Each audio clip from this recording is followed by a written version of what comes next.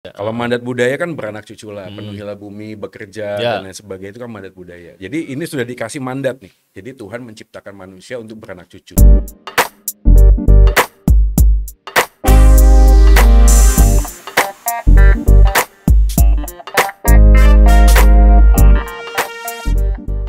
Halo Sobat Podcast, selamat datang di Blackbird Podcast. It's not just only conversation. Saat ini kembali saya dengan Pak Joy. Ya, kita sedikit mau berbincang-bincang dengan Pak Joy mengenai topik apa? Ya, ini kita mulai ya. Pak Joy, pada waktu nikah dulu, pernah ditanya nggak? Apa pertanyaan? Bukan pernah ditanya. Pertanyaan apa yang pertama kali dilontarkan? Mungkin dari mama, papa, atau dari mertua gitu? Dilontarkan pertanyaan. Iya, waktu nikah, udah nikah. Udah nikah. Pertanyaan nggak nanya sih mereka. Nggak nanya ya? Oke, nggak nanya. Misalnya, kalau aku pasti ditanya, mau nunda punya anak nggak? Gitu. Oh, anak. Nah, itu ditanya nggak? Ditanya nggak? Enggak sih. Enggak ya? Enggak ditanya. Waktu itu ditanyanya lebih ke kayak tinggal di mana gitu. Oh, Tinggal oke. di mana terus kalau udah tinggal di mana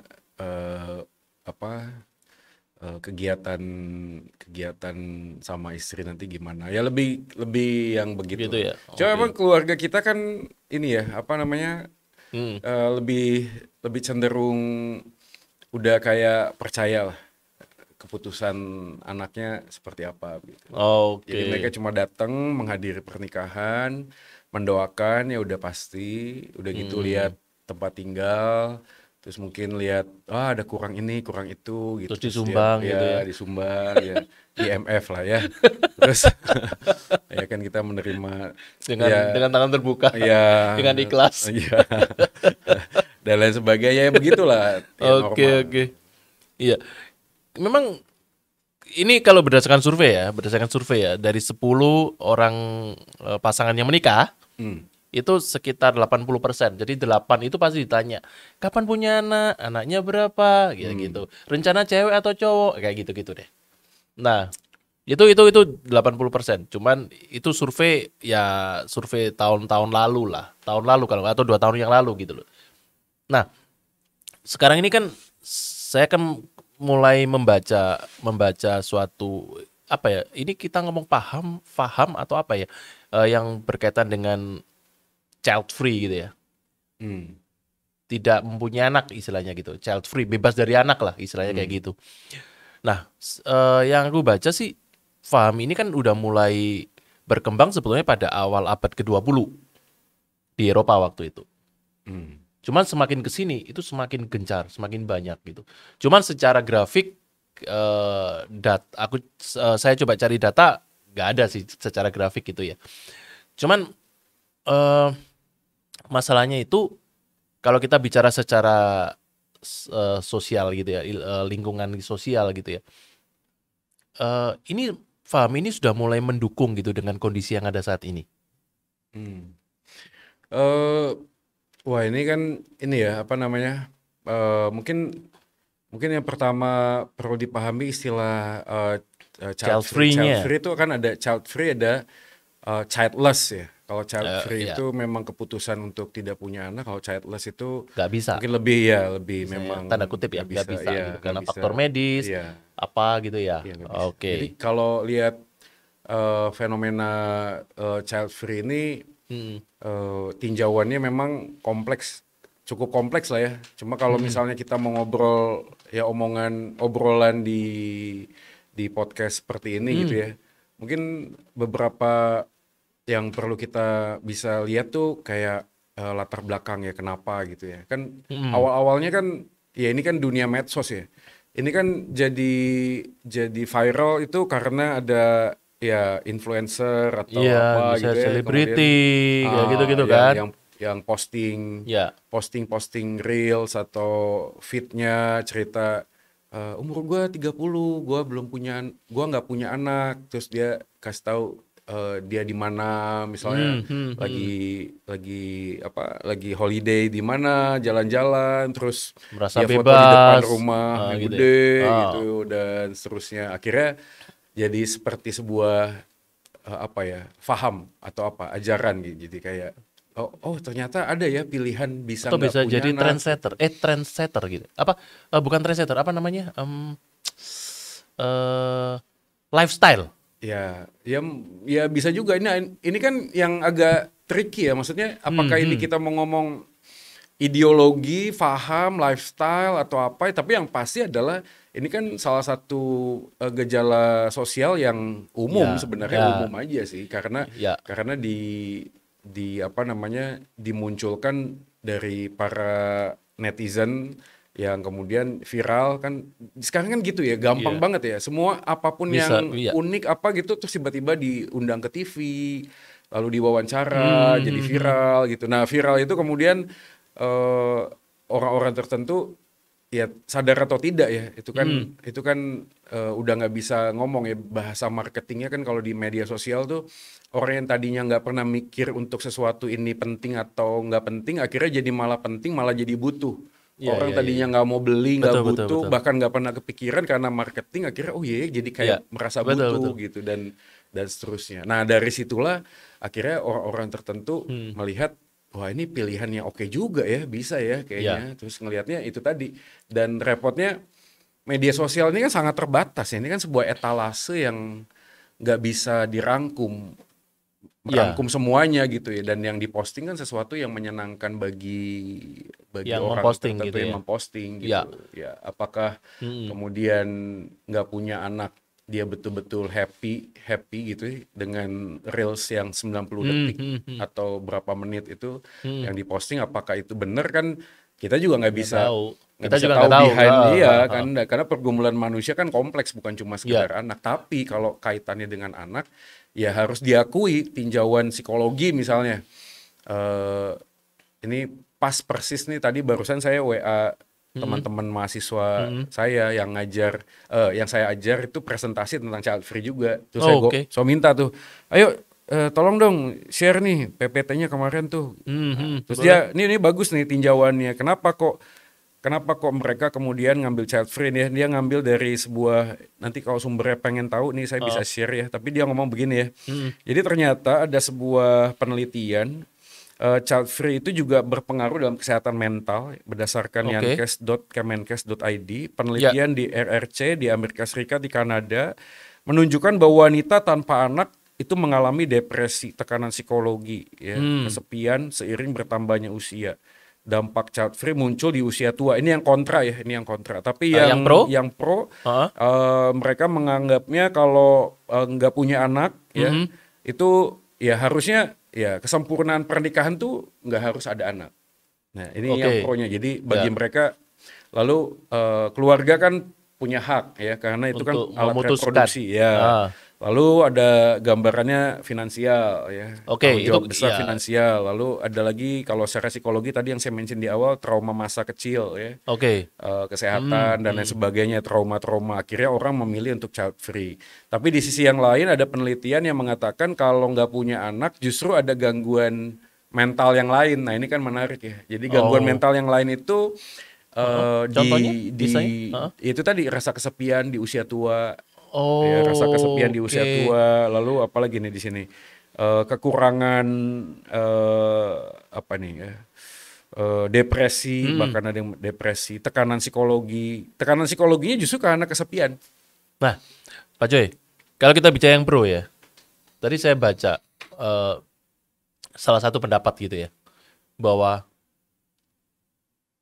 tidak mempunyai anak itu bisa membuat dia secara psikologi malah lebih bagus. Nah, ini yang pro ya. Kenapa? Contoh. Tidur jamnya menjadi lebih cukup. Setelah itu aktivitas tidak terganggu. Terus menjalankan hobi itu juga tidak ada yang melarang dan Ya, sebagainya. lebih bebas lah, Ya, tidak itu yang ada, pertama. ya. Terus yang kedua, kalau alasan finansial oke, klasik lah ya. Biaya sekolah tinggi, Yes. biaya anak tinggi dan Iya, sebagainya rumah gitu. sakit, ya. Tapi ada juga yang berpendapat bahwa di salah satu negara yang biaya anaknya mahal, itu dia berbicara bahwa kalau dia tidak punya anak, dia tidak harus membiayai kalau nggak salah rumah, menyediakan rumah untuk anaknya. Sehingga pendapatan atau tabungannya dia bisa untuk membiayai masa tuanya. Kita nggak bicara warisan ya, tetapi bicaranya seperti itu. Nah ini kan, satu lagi soal pekerjaan, karir. Nah, kalau mempunyai anak, beberapa ini korespondennya kebanyakan wanita. Itu dalam berkarir maka dia akan merasa dibatasi. Kalau dia punya anak.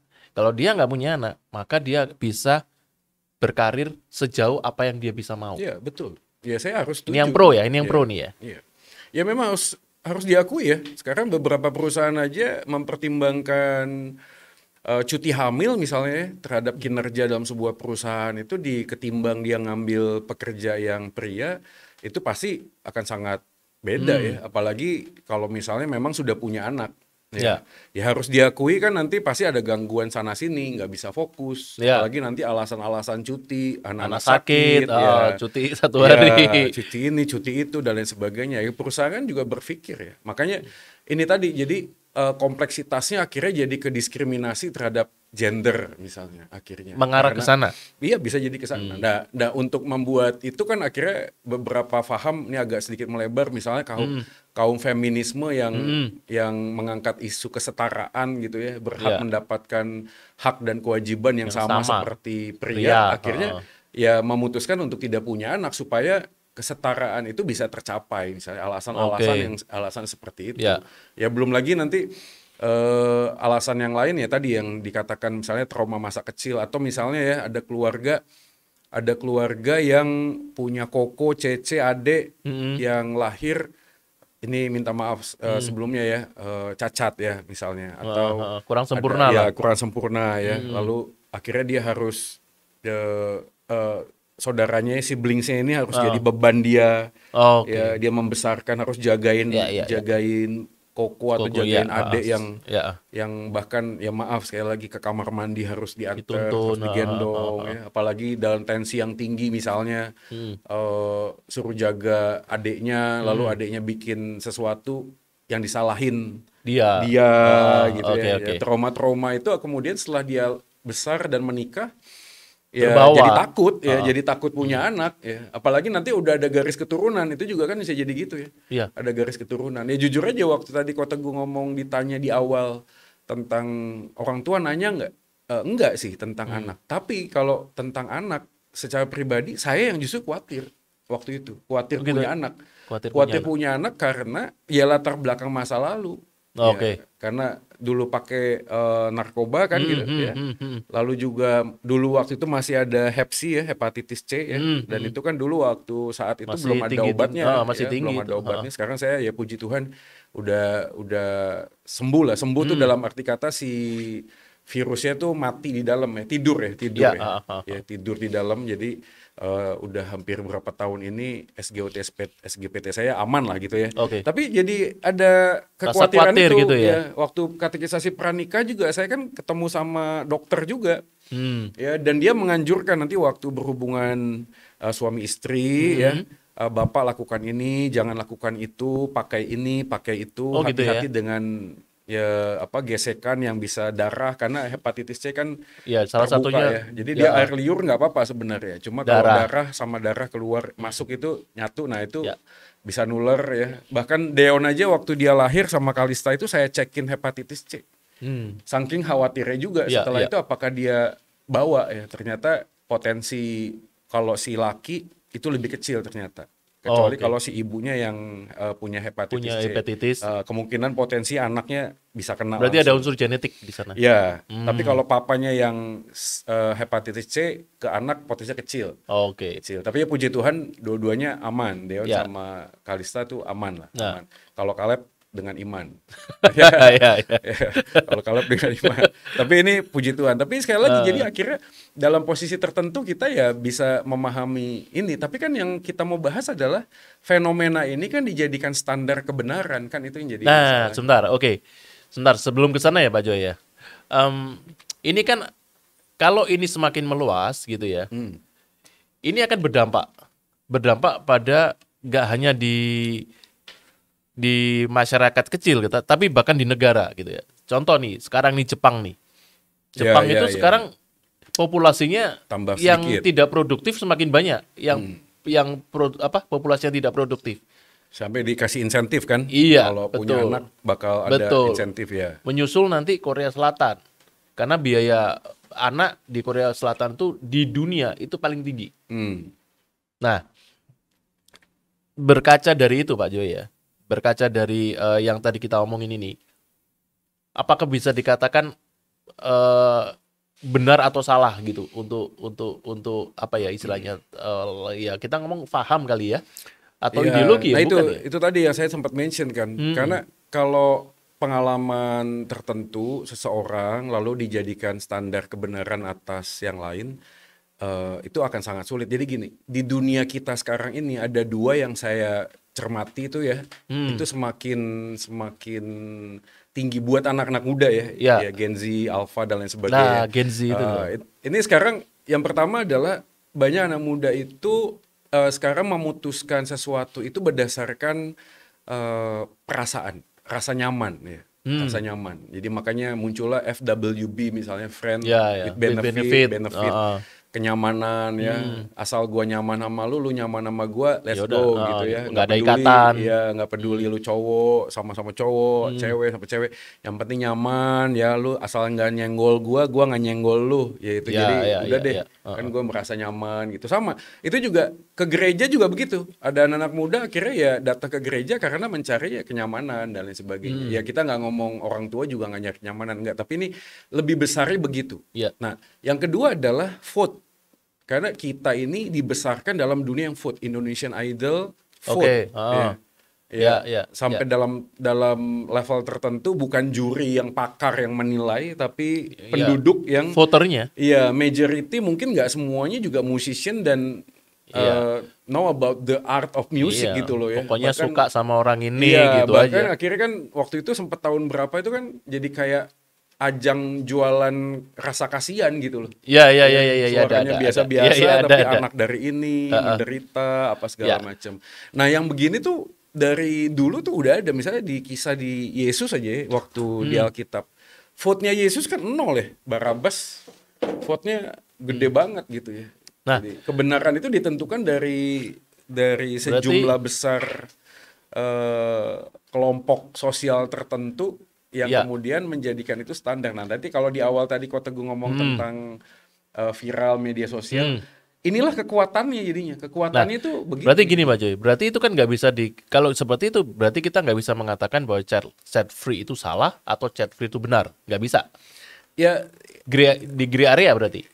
bukan gray area sih. Maksudnya Bukan gini, juga. sama lah seperti gini, kasus misalnya. Ah, Perceraian. Ya, Ya. ini kan masih dekat-dekat family ya. Perceraian. Kalau kita ngomong benar dan salah, of course salah. Ya. Itu Kita mutlak, basic, absolut. Iya, kalau dalam perspektif iman Kristen udah nggak bisa Iya, nggak bisa diperdebatkan. ditawar. Iya, tapi di dalam realita kehidupannya, akhirnya kita harus bisa menerima yang Alkitab katakan ada yang tegar tengkuk, menegarkan hati. Ya.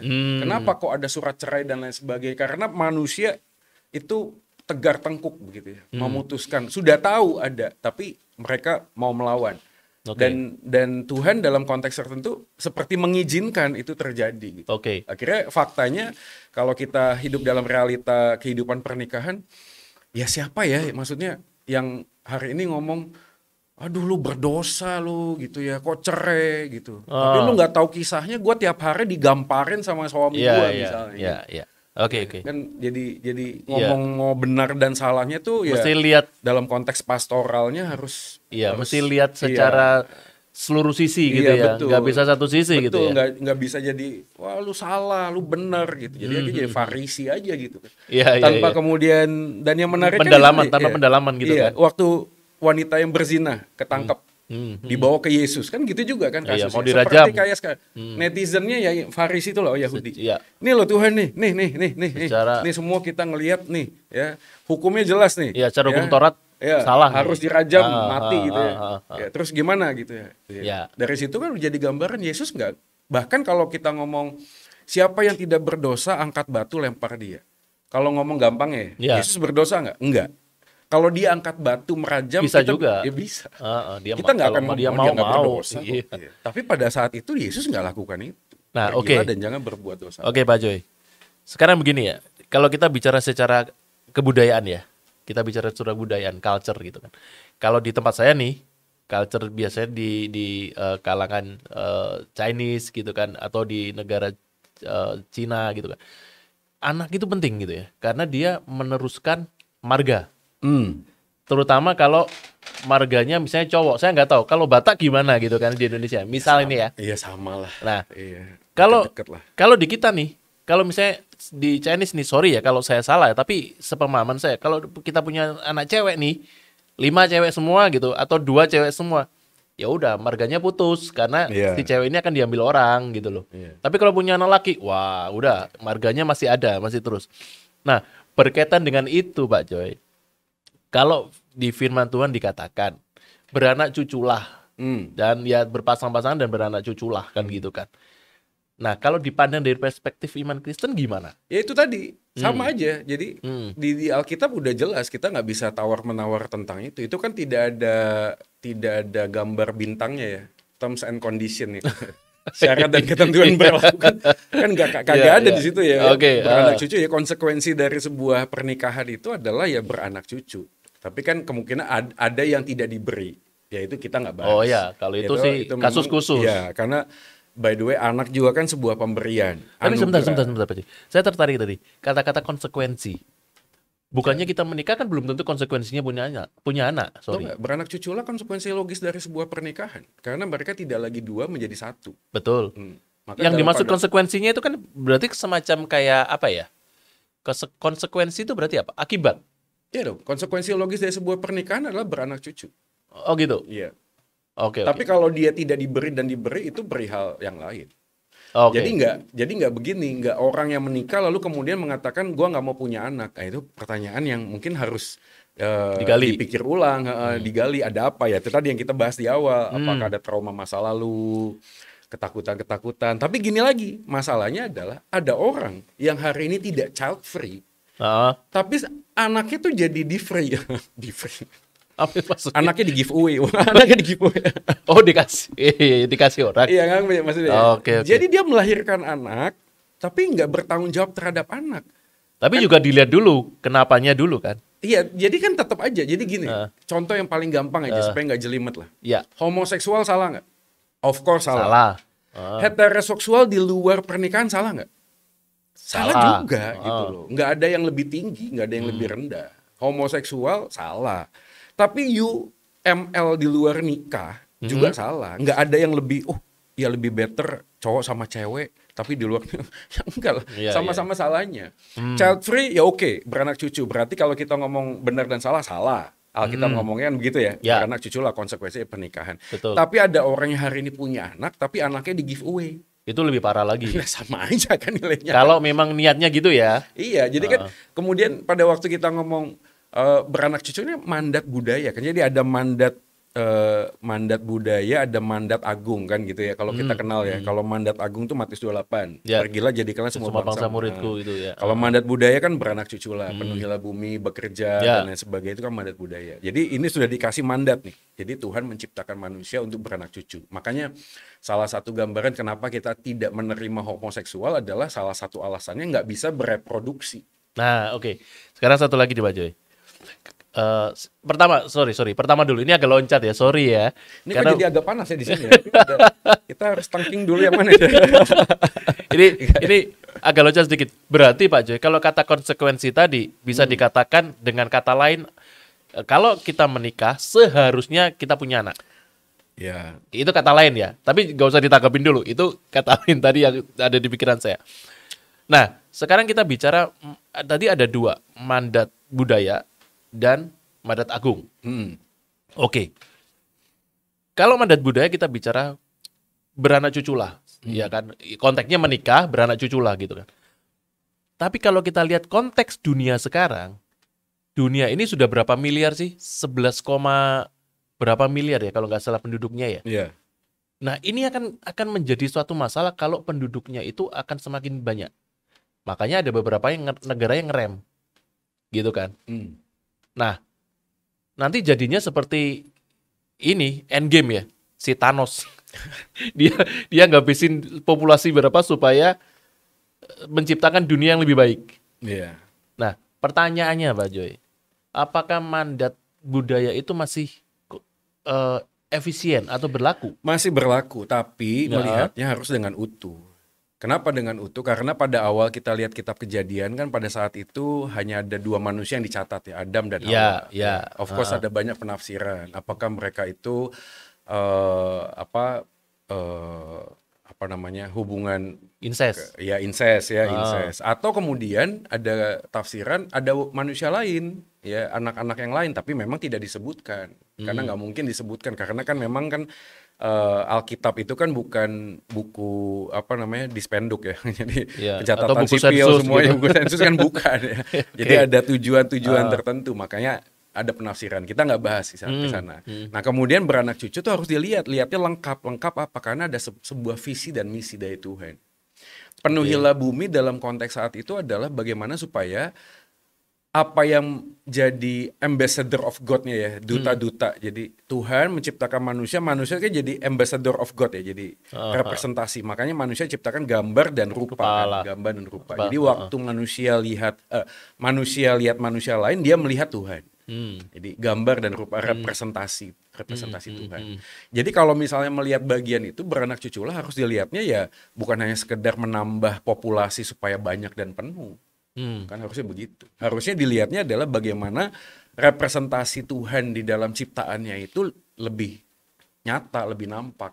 Nah, itu kan pada waktu Kejadian pasal 1-2 kan belum ada dosa. Ya, belum ada. Kejadian pasal 3 waktu jatuh dalam dosa di sana baru muncul. Populasi kemudian orang punya anak itu sembarangan ya, misalnya nggak ada hikmat, kerjaan nggak jelas, anaknya 10 misalnya. Udah pokoknya terus dikutipnya oh ini Alkitab ngomong beranak cucu lah gitu ya. Tapi dianya sendiri ya dalam konteks itu nggak siap gitu loh untuk memuridkan anak tersebut gitu loh. Tapi punya anak 10 tapi masalahnya ya tadi saya coba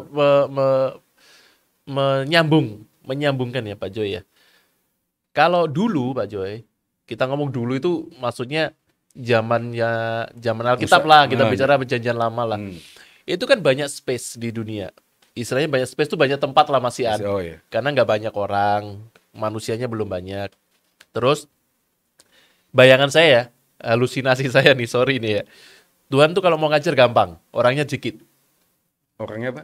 Orangnya masih sedikit. Orangnya masih Ya sedikit. kita nggak tahu jumlahnya berapa lah. Cuman ya kita logika aja lah, orangnya masih sedikit. Tuhan kalau mau mengajar, mau menghajar. Gitu, gampang. Karena sedikit. Tapi sekarang ini udah banyak.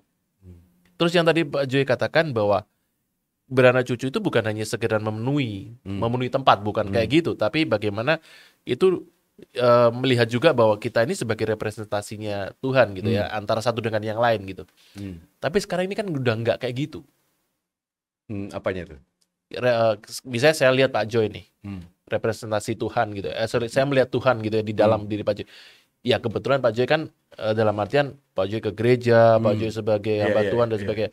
Sebaliknya, semoga Pak Joy lihat saya ada Tuhan di dalam diri saya. Sebenarnya ada nggak ada Tuhan tetap sama sih. Gambar dan rupa itu dilihat bukan karena mereka punya agama tertentu sih. Nah, ini gimana terusan? Makanya ini supaya kita bisa nyambung ya. Jadi semua manusia itu gambar dan rupa. Jadi kan yang jadi permasalahan adalah apakah relevansi beranak cucu penuhilah bumi di zaman yang sudah penuh. Iya. Manusianya ini masih jelas, masih berlaku kan.